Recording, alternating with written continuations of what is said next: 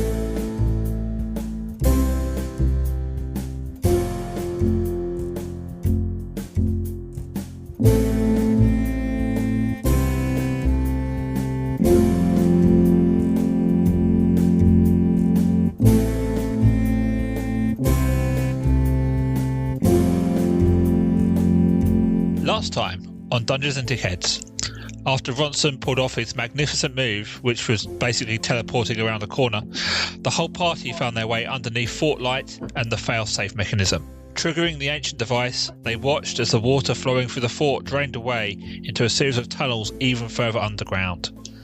Miles away, in its prison beneath Spaulding, the body of the sun god Helios was submerged, killing it.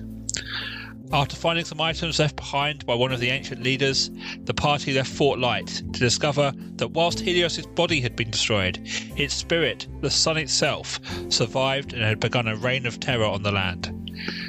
Through a completely original scene involving portals, the party were joined by the friends they had made along the way, consisting of armies, dragons, mechs, and Paul Daniels, to fight against the fiery spirit of the sun itself. So, we're picking up on round 2 of our epic battle. So as a reminder, it is the Army of Thieves up first, then it's Ronson. So Neil, think about what you might want to do. Then it's Ronson again with the Mage Army, and then it'll be Porkeye. We've got a fire elemental in the middle. But basically, it's going to be Vic, Neil, Shitey. So, oh god, you are on that massive bloodied battlefield. We've got basically a row of all of your allies sort of in front of a bit of a cliff. You've got the Warforged big mech. You've got Esmeralda spiraling above. The Army of Thieves are hidden in a pile of bodies. The Dwarven army are there too. Ronson and Porkeye are up on a ledge, and Tok is hiding behind a wagon. So what are the Army of Thieves going to do? oh god. So I've got cunning action. The army takes a dash or hide action using their years of experience, and they can blend into almost any environment. And then it says ambush. If the army is hidden, an enemy creature moves within 10 feet of them, on their turn the army can perform a mass ambush. Yeah. Okay, so I was hoping the dragon would get closer, but they can move at 30 feet, can't they? So let me just measure that. Yeah, and you can use their bonus action to do a dash, which you can't normally do. Yeah. And that would take me kind of... Ooh. So can I move them with the bonus action, which is the cunning action, to remain hidden and move them to, if I can grab my pointer, around here? Sorry, just to remind me, is Helios in the sky or on the ground? It's in the sky. It's not as high as Esmeralda. It's probably about 10, 20 feet off the floor. Oh, he's 10 or 20 feet off the floor. Ah, so that wouldn't work then with the ambush Well, because it has to be. It depends depends how close he comes, doesn't it? Okay. So I'm going to move them to this pile of bodies in the middle here. Yeah. So if Helios flies over them at a low altitude, coming in for any swipes, they're ready with their ambush. So that would be my action as a dash, my bonus action, which is the cunning action, to keep them hidden there in between the path of Helios and everyone else, with their ready for their reaction if possible. Yeah, makes sense. Okay. Cool. That's them done. Nice. Ronson, it is you up next. Well, go on. What were you going to say? As a reminder, you're currently frightened of Helios. So if you want to make me a wisdom saving throw to see if you can get out of being frightened. Wisdom saving throw. I've got a 23. You are no longer frightened. Yes. Feeling good, feeling confident. I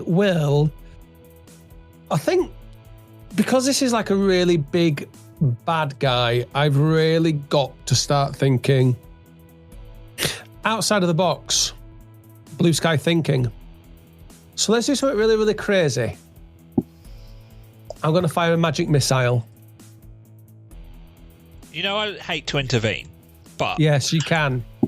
Do you not remember you spent most of the time last session complaining that you really wanted to get close to your mech so that you could jump on it and ride it into battle? I don't want to do that anymore. Okay, fine. If you made a conscious decision, that's fine. Yeah. Shall I tell you why, Dave? Why is that? Well, because the Titan can only attack up close, okay? So I will be on it up close, and I'll be a sitting duck. You can fire stuff from it, though. Yeah, but I can fire stuff like a coward from back here, can't I? Instead, Okay, fair enough. I can be a coward and fire from a distance instead of putting myself at risk by being up close and personal.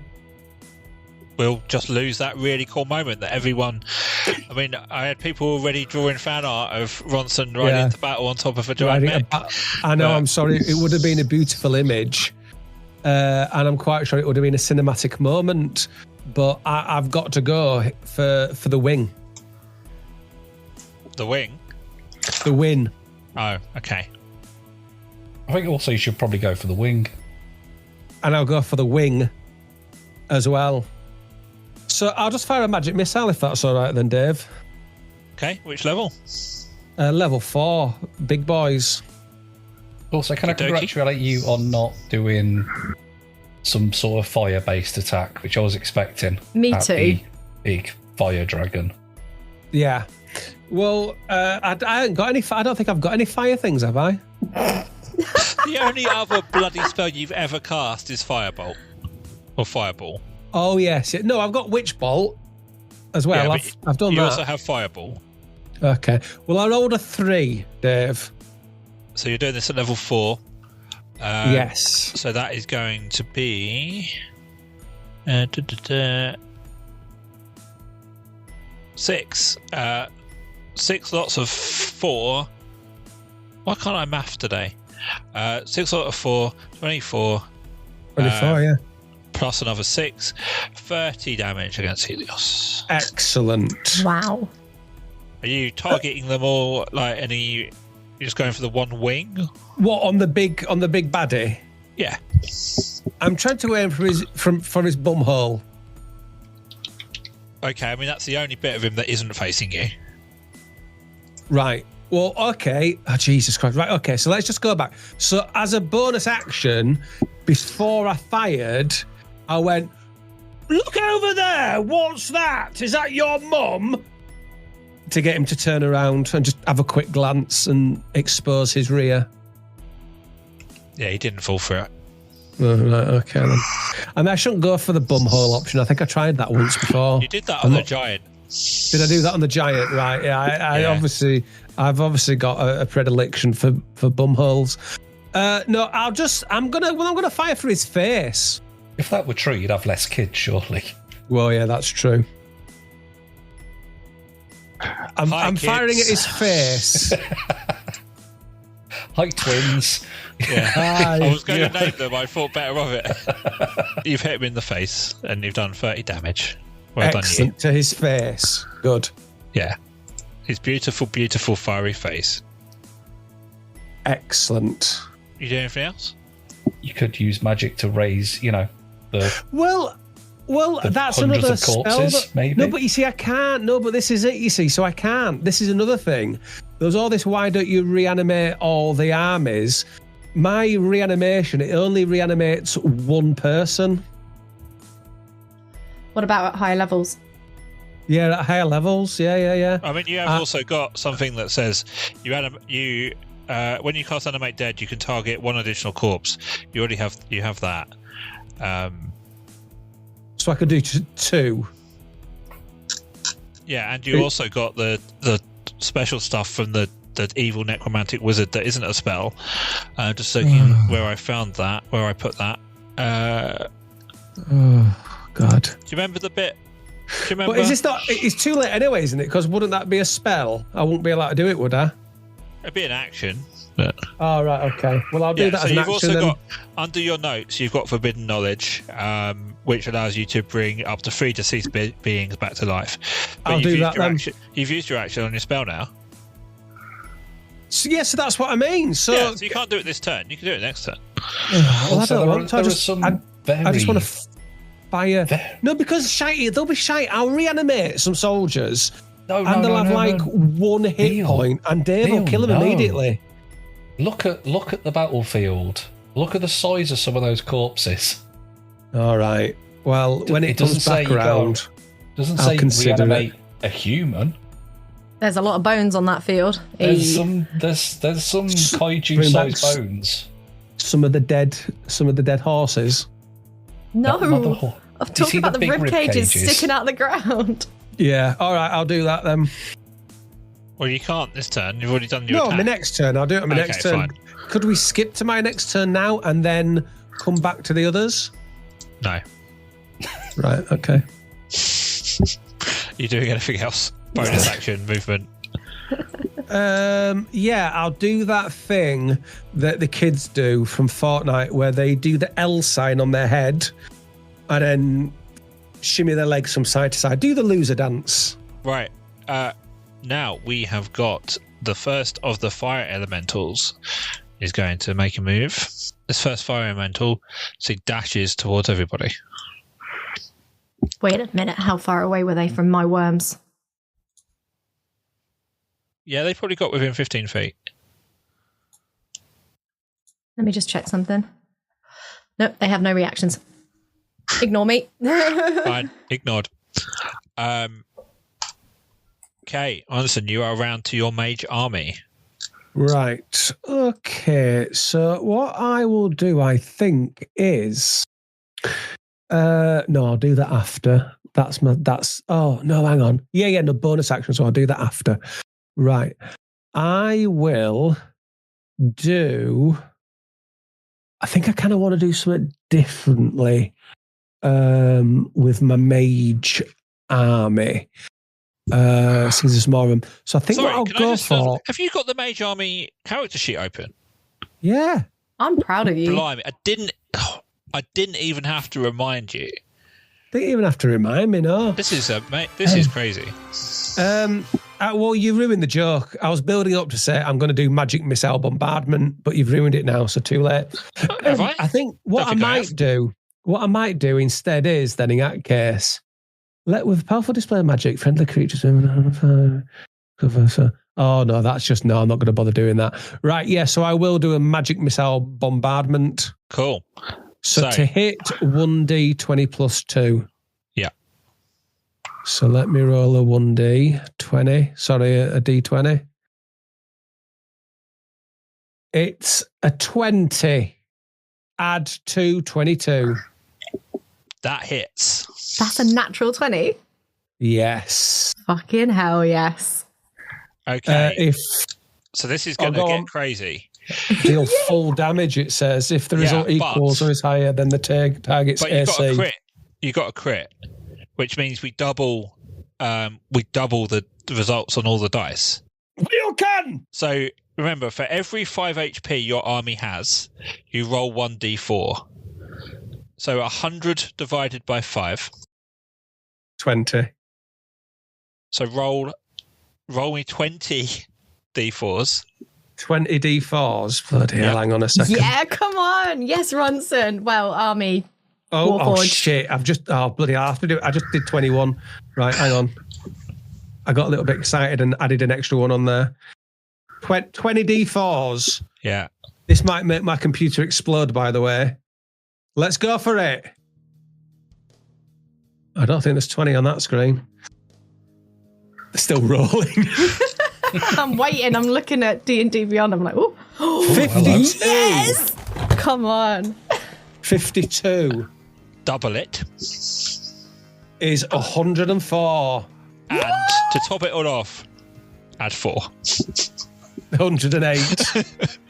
So, Oh my God. from the base of this mountain, your mage army all just following your instruction of pointing fingers up and just magic missile after magic missile firing through the sky at Helios, just roaring as each one just sort of hits him in his wings, his tail, his head, and he takes 108 damage. And Dave, and I stand in front of them, arms outstretched like that, with all the magic missiles flying over my head. It's actually cooler than that because you are on the mountain above behind them, and they're down on the ground. Okay, and you're just like that. then. And then they're. So, I'm like Jesus. Yeah. Okay, so we're going to have Porkai up next. Then it will be Tok. It'll be your worms, and then we'll have a few fire elementals, and then it will be back round to Neil for the Warforged Titan. Oh, that wasn't his Warforged. Apologies. No, that was my mage. Yeah, I'm well excited. So it is Porkai's turn. Hello. Now, am I scared? You are currently scared, so you may roll a wisdom saving throw. 9. You are still scared.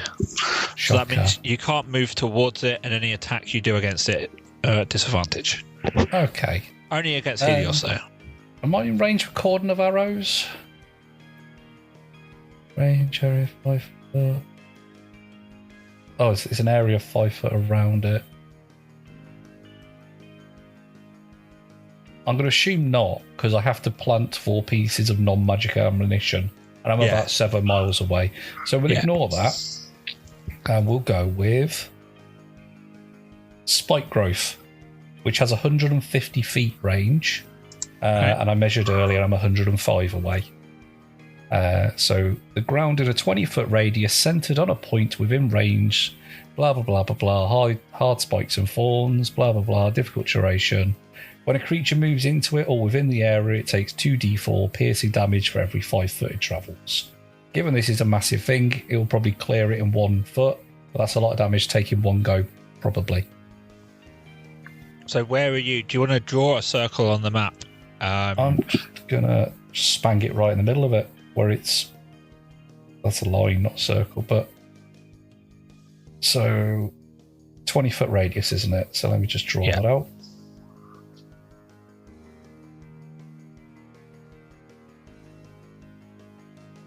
There. Right where it stood. So... Well, it's currently flying above the battlefield. Yeah, but it goes up quite... It's a 20-foot up as well. It's a whole radius centered on a point. He said it was flying quite low. Yeah. So just directly under its little belly. Okie dokie. And I'll do that at 2nd level, please and thank you. Yep. Anything else? Not much else I can really do from here. I'll ping an arrow at it. No, I won't. I'll ping an arrow at the nearest... So you've used your action. It's only bonuses or movement that you've got. I can't move. I will do the griddy. Should I know what that means? I don't know. It's another Fortnite dance. Yeah. Oh, okay, fine. The kids are all about it. In that case, Hawkeye does the griddy. I want some artwork of that, please. Okay. I'll get on to Bing now. Okay, so we're now over to the worms, who are currently burrowed below the battlefield. They are. They are going to burrow towards this fire elemental to their south. So let me just move them over. And then they're going to spring out of the ground and do a multi-attack on this fire elemental using their tail stingers first. So each of my worms does a tail stinger attack and then a bite. Yeah. Do you want me to roll for each worm individually first? So roll me 2 tail stingers and then 2 bites. We'll resolve them one at a time. Okay, so tail stinger is +7. Well, 1 misses because that's a 9, I'm guessing. That does miss. And then an 18 +7. I can math today, whatever that is. That's a 25, right? It definitely hits. Fantastic. So it says hit 19. What does that mean? On my sheet. Oh, it's essentially it's the average of the dice, but we do the dice roll. So if you do 3d6 plus 9. 3d6. Give me one more d6, please. Right. So 3. So 19 for the first tail stinger. Okay. Well, for the only one that hit. Yeah. Okay.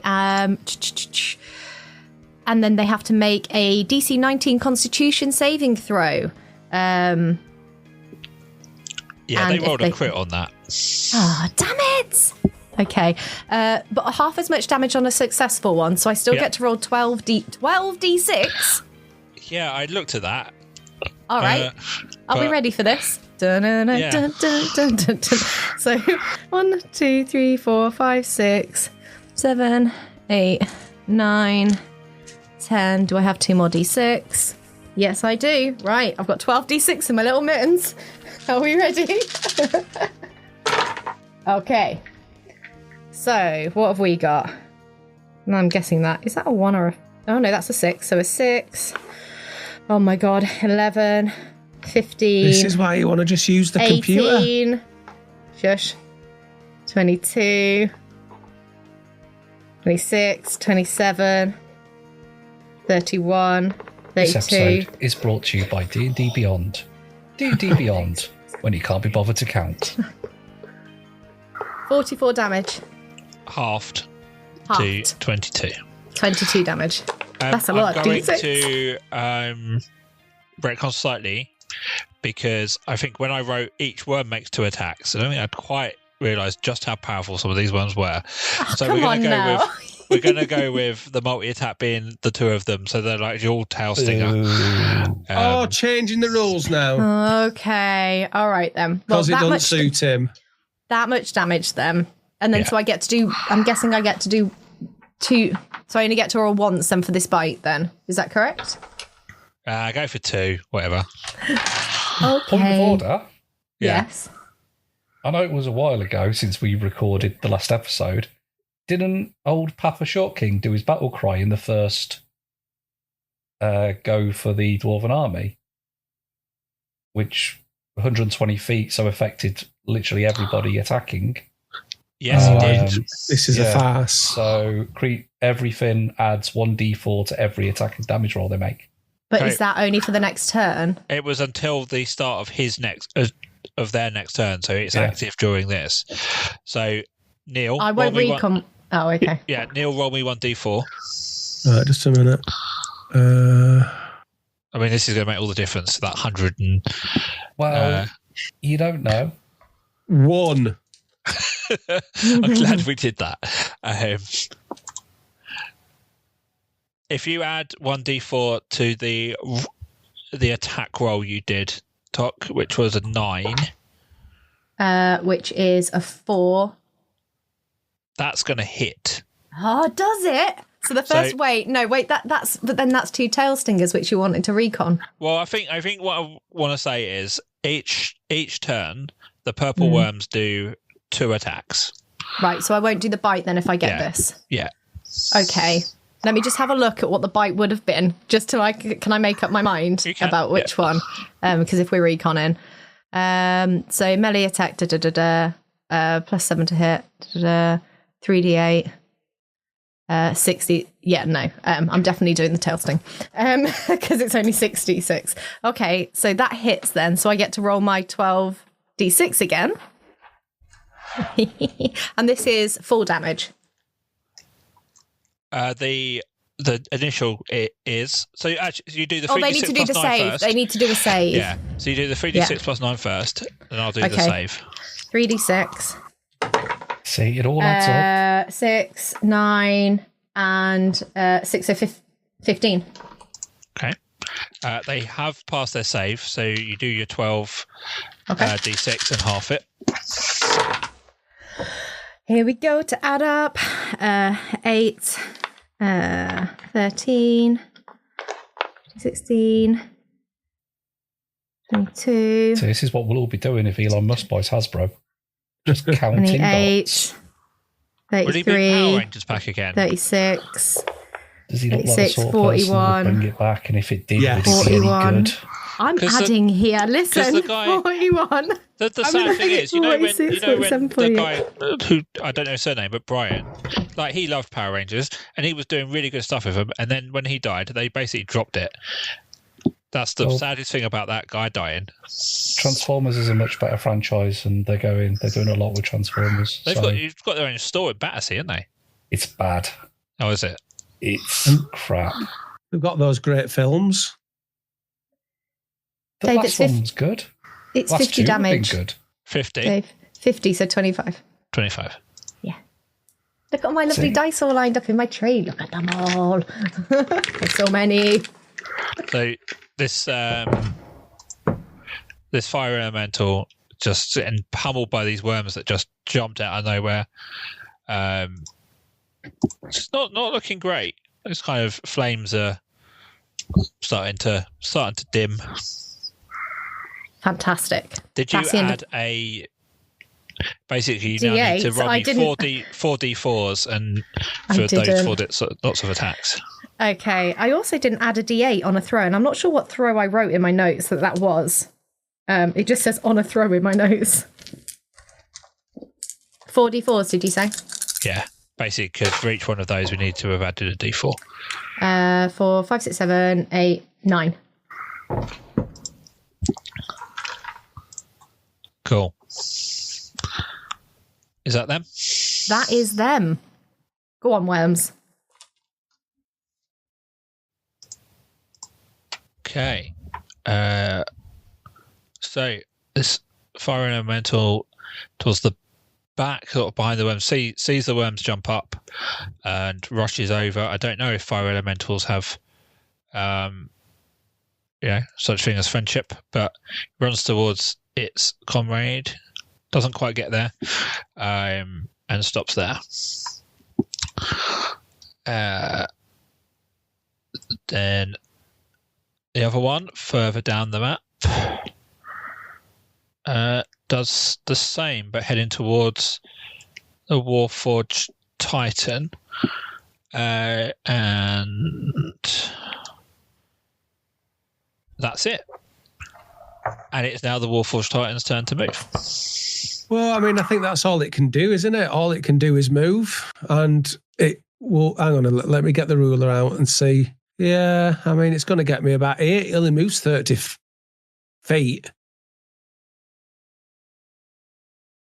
Well, I'm just going to move. I'll move my Warforged Titan thingy there. You didn't want to attack the fire elemental with your massive hammer? Oh shit! Yeah, I was forgetting about. To be fair, I'm just focusing on the big baddie, I suppose. But yeah, go on. I'll hit this fire elemental thing down here. Yeah, go on. Okay, then. Okay, roll me an axe hand attack then. Is that the best one? I'm looking now. It's up to you. Reach 10 feet, hit. Nah. Oh, that's the same. That's a slashing damage, bludgeoning damage. Or I can have that one. Creature takes. Oh, that's the same. All right. Yeah, I couldn't care less. I'll do any of them. So 3. No, plus 9 to it. So what am I rolling? Sorry, a D20. A D20 plus 9, and then roll a D4 and add that as well. 6 add 4 is 10. No, you have to roll a d4.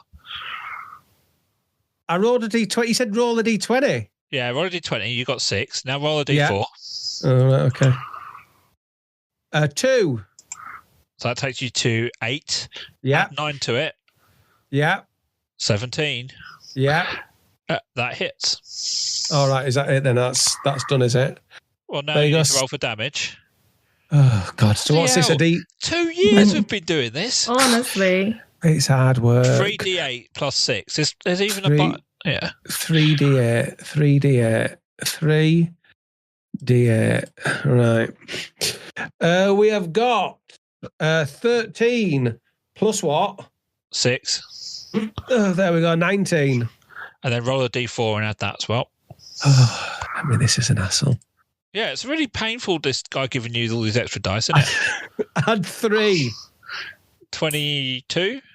I don't know. I lost where we were. Yeah, probably. We're at 19. Add 3, 22. Yeah.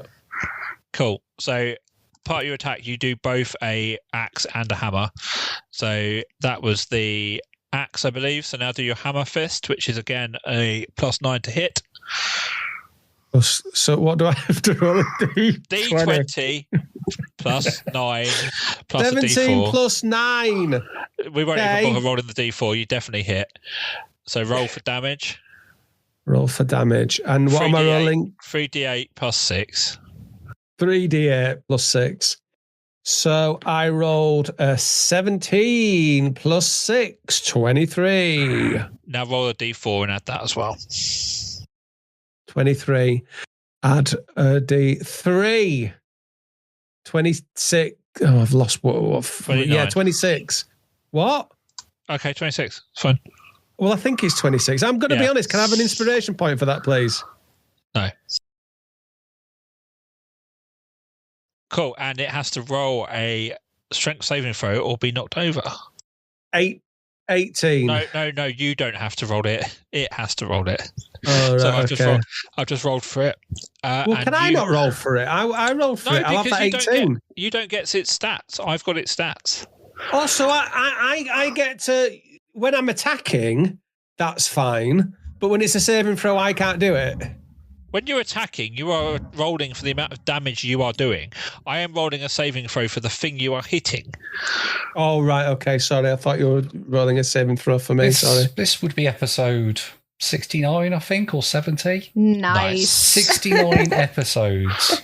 And we've just got round to Neil working out what a saving throw is. No, I thought my Warforge was going to fall over if I didn't do a saving throw. Why would it fall over? Because he's took such a big swing with his hammer, he might throw himself off balance. You're a daft cunt. Well, I mean, I can make that a thing if you want. Well, it adds an extra layer, doesn't it? Right, so that fire elemental is now prone.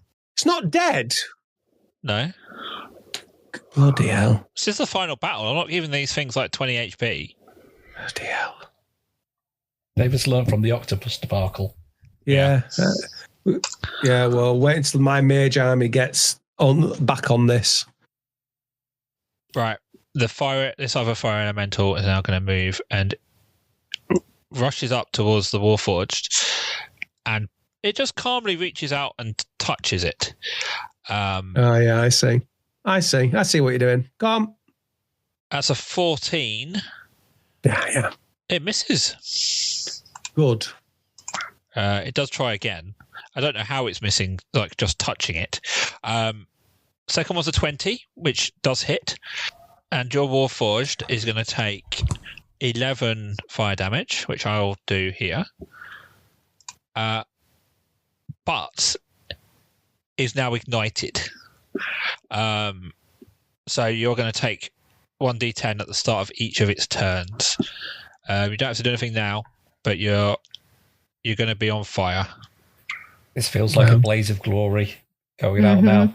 Going charge down right at it. in a blaze of glory. Hello and welcome back to Ronson, Diego, Bentos and friends.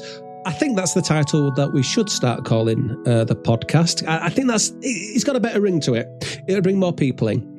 Now, please do remember we do have a Patreon. You've just got to search Dungeons and D-Heads. And if you want more Ronson content, that's where you need to go. There's an adventure where Ronson brings back 2 women from the dead to go on dates with. There's also a fascinating, in-depth discussion between myself and Dave where we look at creating the franchise, the Grog's Rolly Sausages franchise in the game and how that's going to work, the mechanics of that. That's a great listen. So please remember, sign up now. Esmeralda is now up. See, Come on, Ezzy. Basically just our A10, a whack, eyes in the sky currently. And I got excited earlier because I was reading the description and it said the dragon can breathe air and water. And I thought, brilliant, we're going to use her water breath on the fire thing.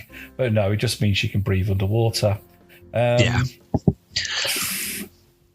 So I don't want to risk her because she's good, but also she could just dive down on what's his face's head, do a quick attack, and then belt it back into the sky again. That's what I'm thinking. If she's got enough, but remember as well, if she does move away, that will be an attack of opportunity from Helios. What, like swooping down and a hit and sort of continuing the arc? Yeah, basically, you'll move towards hit, then it will get a chance to hit you as you move away again. But you can take the risk. All right, in which case then, I'm going to go for poison breath. The dragon exhales poisonous gas in a 30-foot cone. Each creature in that area must make a DC 14 Constitution saving throw, taking 42, 12d6, poison damage on a failed save or half as much, blah, blah, blah, blah, blah. But I need to work out how to do this. Please do not hit my army. I'm not going to hit the army, so where is she? She's there. Well, I'll use her movement first to get a bit closer. And we'll do it there, like that. Okay. She's still high up in the sky, though. Okay. So, like, above it and then breathing the poison down? Yeah. Okay. So that's what I've done. Okay. Do you want to move her? I'd love to. I'd love to that opportunity. No, that's a map. Select. Here we go. Just there. Just there. Okay. Right, roll for your poison damage. Okay, so what are we doing?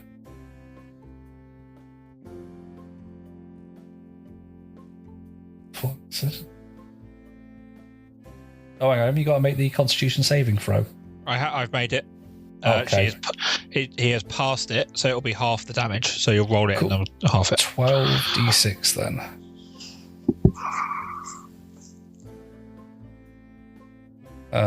Plus a d4. No, plus a d6. No, it's plus a... No, you're right. It's 16d6 plus your d4. Yeah.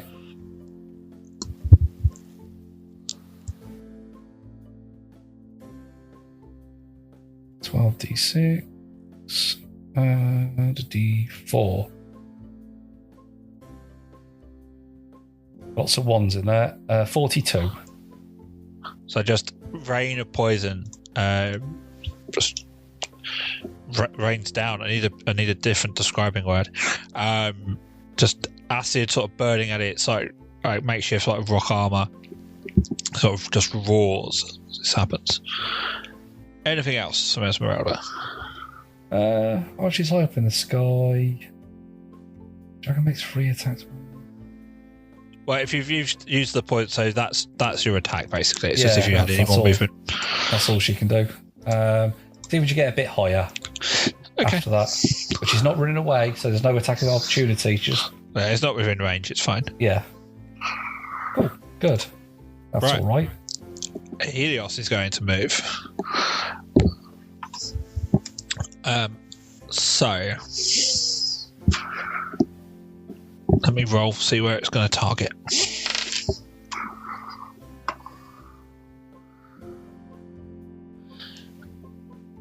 it goes towards the nearest ground target, which is the Warforged. Now, as it moves, Porkai, can you tell me what damage it's going to take from your spike growth? I can indeed, if I remember how that works. So how far has it moved? Probably about 15 feet. 15 feet. So that is 2d4 for every 5 foot. 1, 2, 3, 8. 18. Oh, whatever. So as it's sort of gliding across these spiked vines and thorns, I don't know if you can hear the dog. Sorry if you can. Spiked thorns are whipping at it, just like smashing at its claws and its tail as it takes that damage. Then it is going to attack the Warforged Titan with a bite. We might need to edit the dog out, sorry. Leave it in. Leave it in. Yeah, homely feels. And she's going crazy at the... there's the tail. Going crazy at the shopping. Okay, so that's a 21 to hit, which I believe hits. As it chomps down on the Warforged Titan, doing 20 normal damage. So let me add that on. And then 4 fire damage.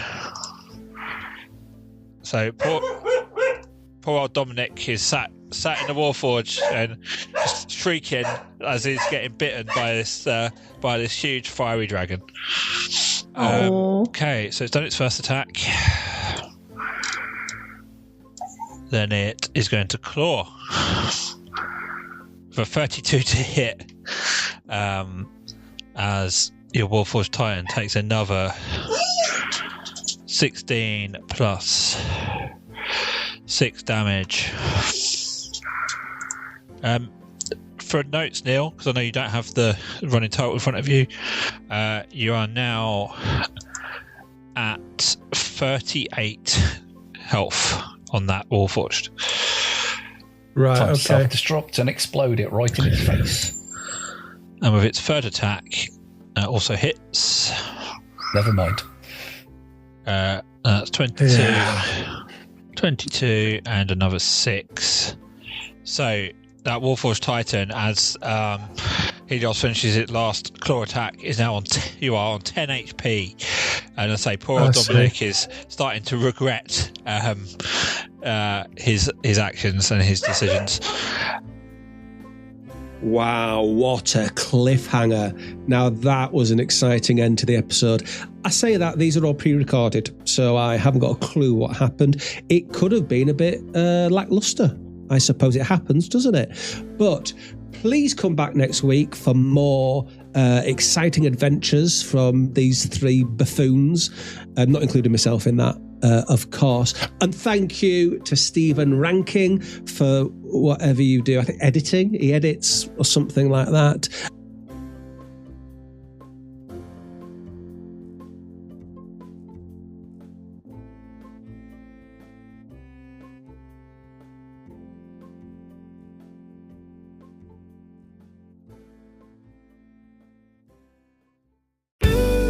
This podcast is part of Podomedy, the UK's podcast comedy network. Why not laugh at what else we've got?